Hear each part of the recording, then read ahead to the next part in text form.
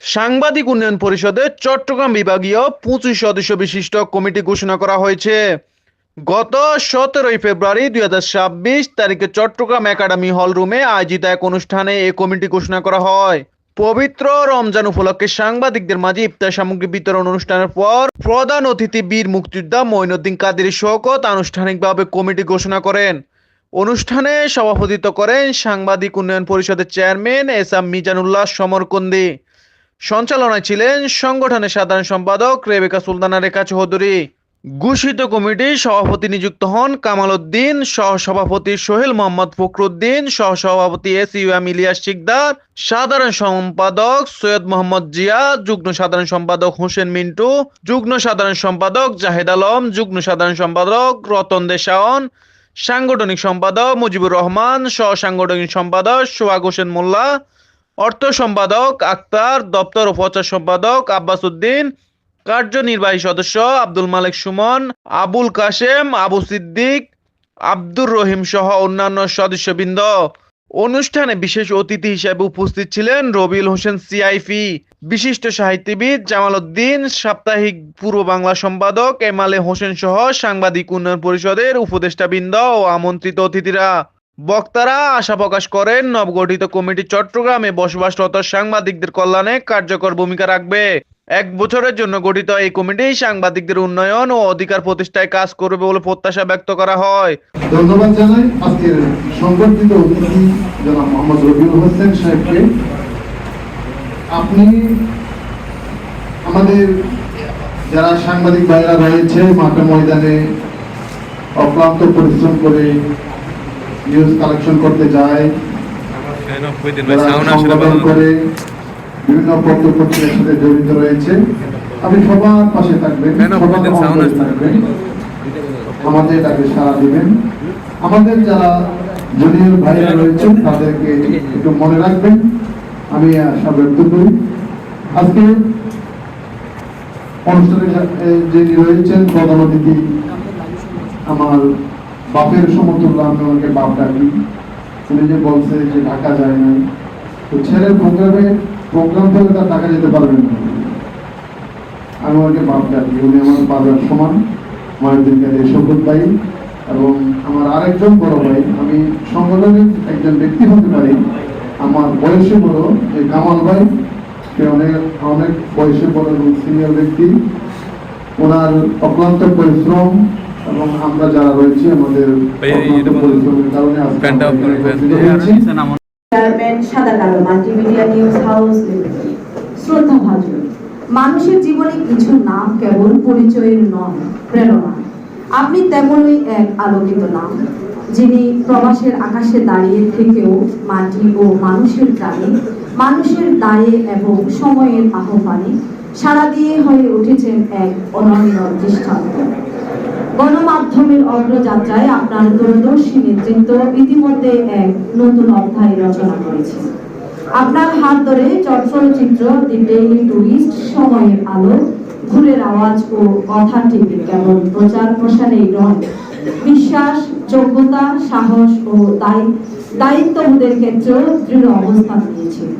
সাংবাদিক সমাজের কল্যাণে আপনার নিরলস সহযোগিতা আমাদের পেশাগত মর্যাদাকে আরো শক্ত ভিতের উপর দাঁড় করিয়েছে।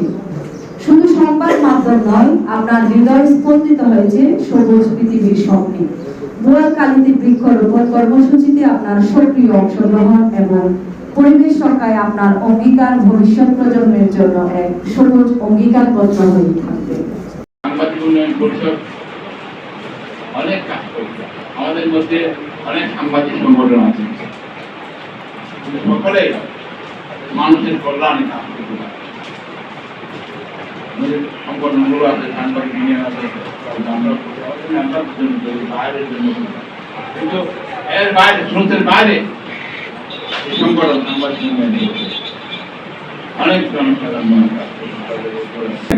আজকে যে ইতিহাসের যে ভিক্ষুক হিসেবে আমি প্রান্ত থেকে প্রান্ত করি, আমার মনে আছে যে 93 কি পরে জামাল ভাই আমাকে সর্বপ্রথম কালুঘাট সেতুর ইতিহাস লেখার জন্য বলেছিল, কালুঘাটের ইতিহাস তুমি আমাকে লিখে দাও। বলেছিল যে কালুমাজির ঘাট, কালুঘাট কিভাবে সেটা হয়েছে, এই কালুরঘাটের ইতিহাস লিখতে গিয়ে, আমি ইতিহাস খুঁজতে গিয়ে আজ থেকে 32 বছর আগেই আমি ইতিহাসের উপর আমার যে পথ চলনা, এই যে জামাল ভাই আমাকে দায়িত্ব দিয়েছিল, এবং প্রথমে আমরা এই যে ওনার অধীনে অনেক সাংবাদিকতার জগতের ইতিহাস রয়েছে, কিন্তু চট্টল চিত্র প্রকাশ করেছিলাম 1995 সালে 19 সম্পাদক, আমি নির্বাহী সম্পাদক হিসেবে।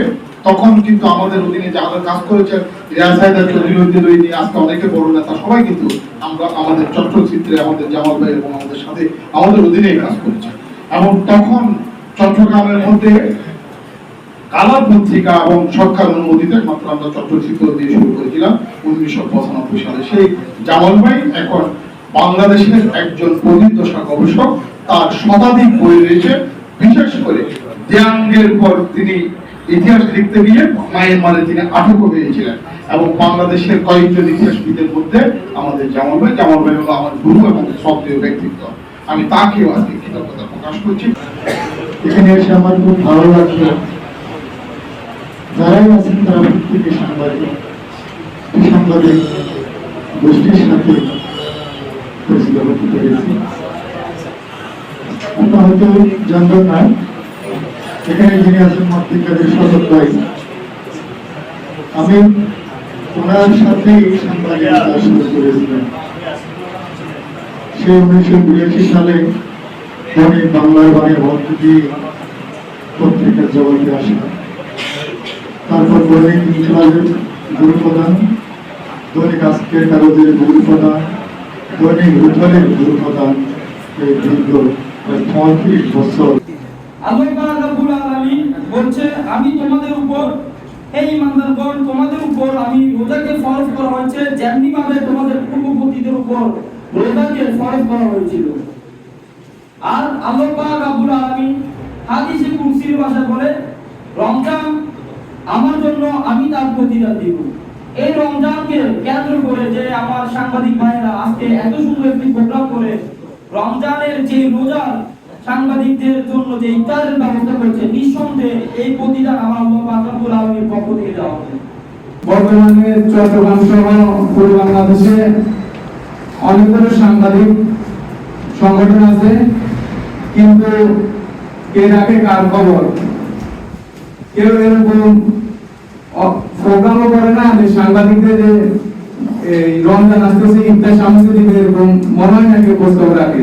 কিন্তু আমার প্রিয় ভাই মিজানুল্লাহ সমরকলি ভাই সাংবাদিকদের খোঁজ খবর প্রতিনিয়ত রাখে, এছাড়া বিভিন্ন অনুষ্ঠান আয়োজন করে, আয়োজনের মাধ্যমে কোনো সাংবাদিককে সবার সাথে মিলন হওয়ার একটা সুযোগ করে দেয়।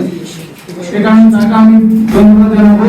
এছাড়াও ওনাদের মহৎ উদ্যোগ আজকের এই মিলাদ মাহফিল এবং ইফতার বিতরণ যে অনুষ্ঠান আয়োজন করেছে, এটার জন্য ওনাকে আন্তরিক ধন্যবাদ জানাই। ইনশাআল্লাহ ভবিষ্যতে যাতে উনি আরো বড় ধরনের আয়োজন করতে পারে সেটা আমাদের শুভকামনা জানিয়ে আমার বক্তব্য শেষ করছি। সবাইকে আসসালামু আলাইকুম ওয়া রাহমাতুল্লাহি ওয়া বারাকাতুহু। অনুষ্ঠান শেষে উপস্থিত সাংবাদিকদের মাঝে পবিত্র রমজানের ইফতার সামগ্রী বিতরণ করা হয়। News desk, Kafil Talukdar, MRK TV।